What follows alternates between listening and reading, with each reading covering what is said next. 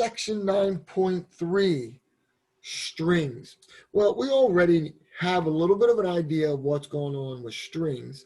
And when we start chapter 6 later, you're going to get a better understanding of how all this background stuff works. But just like we talked about with math, class, and all of the methods, and character, class, and all of its methods, there's a class written to handle strings. Okay? And we're going to take a look at a bunch of the methods that go with strings. Well, we've already seen at least one. And if I go down to the bottom of this page, I want you to remember that we took a string and used the method .char at 0 to get the first character of a string. So we've had some basic string methods already. And this one right here, char at, had an argument coming in that was an integer, a single number, and it had a return type of a character. Now, just a quick note, this is different than the character class. This is different than the math class, because for both of those, if you remember, we had to put character dot or math dot. Here, we're putting the variable name, not the actual word string. So when we're dealing with this class of string and some of its methods, remember, I want to use the string name followed by the dot operator, then the method name, instead of character or math like I did for the other two. All right, so string methods. There's a couple that we can use for searching. I have a couple method names, starts with, ends with, okay? And I have an argument where I'm going to pass in a string, and it's going to return a Boolean. These are all in the book, okay? It's going to return a Boolean variable. Methods for getting a character or a substring. You have one called index of, okay? And what it's going to return is a location.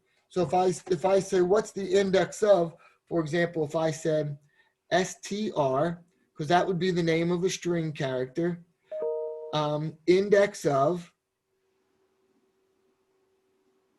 and I'm going to pass in an argument like lowercase a, this would give me the location of the lowercase a. Okay. What if I know where that one is and I want to find one that's a little bit farther or comes after that? Well, I can even do another instance where I say index of, and then I have the a comma, and then I could say start in the 5th spot, because I already know that this little a is in the 4th spot for some reason. So if str equaled B-A-B, bad dad, and I did index of string for lowercase a, what would it return? 1. 1, very good. Now, what if I said index of lowercase a int 2? What would it return? Well, I'm looking at bad dad, and it's saying start at index 2, which is where this B is, and keep going after that, and now it would find the location of that A. So it would be a way to go through looking for all the A's if I really wanted to. Okay? Just like I can do it with characters, I can do it with strings. I can find the location in a string of what we call a substring or a smaller string. So if I did index of, and my parameter was, if I said, another example, str.index of, and I did a string, so I put it in double quotes, and I say index of dad, it's going to go back up here and go, no, no, no, no, yes, 0, 1, 2, 3, 4. It would return the value of 4. So in this case, it's looking for a substring, okay? And you see there's another one called last index of, which works out well just the same. Yes. We're good? Questions? Okay. So now what I want to do is I'm going to pause the recording because something that I want to take a look at is I want us all to go to Google and look up math class. So actually, I don't have to pause the recording. I'm going to do share, and I'm going to go to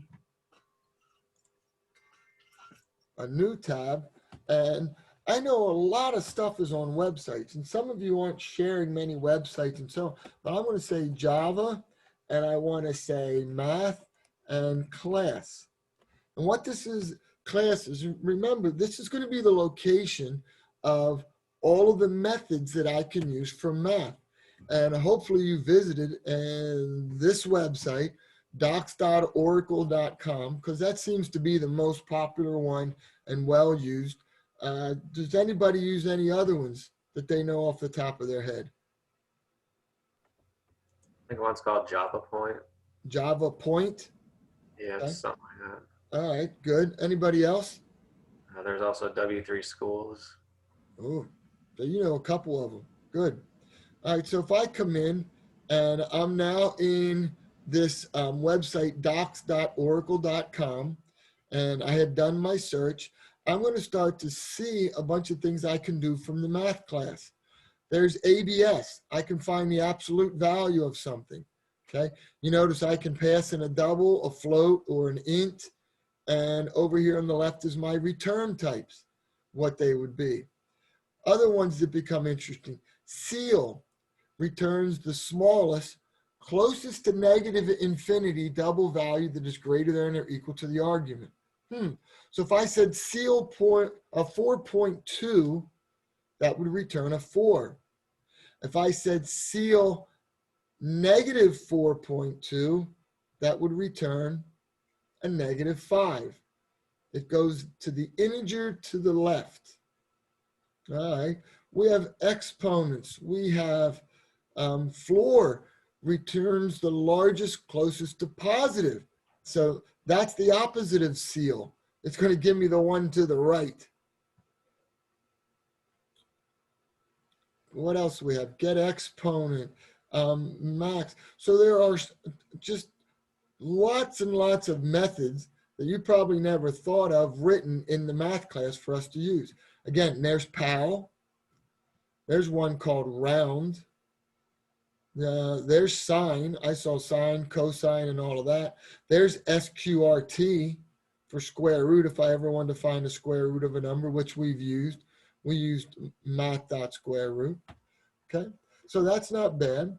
If I come up and I do another search and I say Java character class, and again, oracle.com, it's going to give me a bunch of methods that I can use from the character class.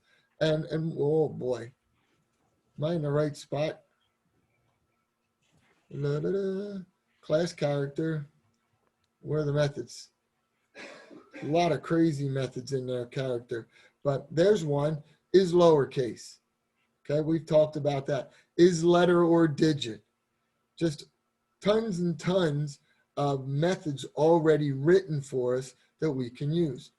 And finally, if I go to Java string class, again, this one's slightly different because I use the name of the string before the dot operator, not character or math, but there's some examples that go on in this website, and there's something called constructors. We'll talk about that in chapter 6. But very first one is charat. That's like our favorite one that we used. But over, just see more, there's one called equals, right? It's going to return a Boolean. Tells me if two strings are equals. Boy. My point is, there's lots and lots of stuff. There's our popular one, length. We know how to return the length. Here's one that's of interest. Replace all. That's all I'm going to say. Oh, I got a clap from Amy for replace all. Okay, so replace all is a good one. There's two lowercase, two string. So I have all of these different methods that I could possibly use coming out of these three classes. And in the world of Java, there's a lot of classes that are pre-written. We just have to get access to them. But these are our three big ones: math, character, and string. Okay. You typed in some code listings, 9.4 and 9.5. You were supposed to type in these code listings. I think almost everybody did. But hopefully you looked over those, you typed them in. I'm sorry, 9.4 and 9.5. You did the other ones. 9.4 and 9.5 are for experts.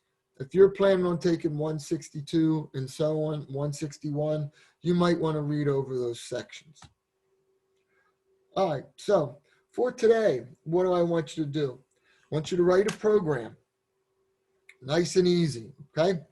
It's called Password Verifier, and it's gonna, you're gonna be picking and choosing what you want out of the code listings from chapter 9, because they're done for a reason, and that's to help you out with things like in-class programs and the assignments.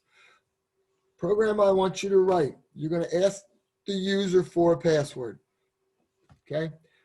Use password. So I'm just thinking out loud.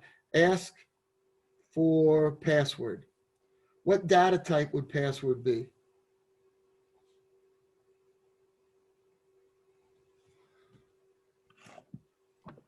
Letters or A digits? string. It's a string. Yeah, it's a string. Because we're doing section 9.3, we're doing strings. So we're going to ask for a string. Now, I need to take a look at sending it. So I'm going to ask for a password. I'm going to make this a method. Okay? I'm going to verify password. This too is going to be a method. Okay?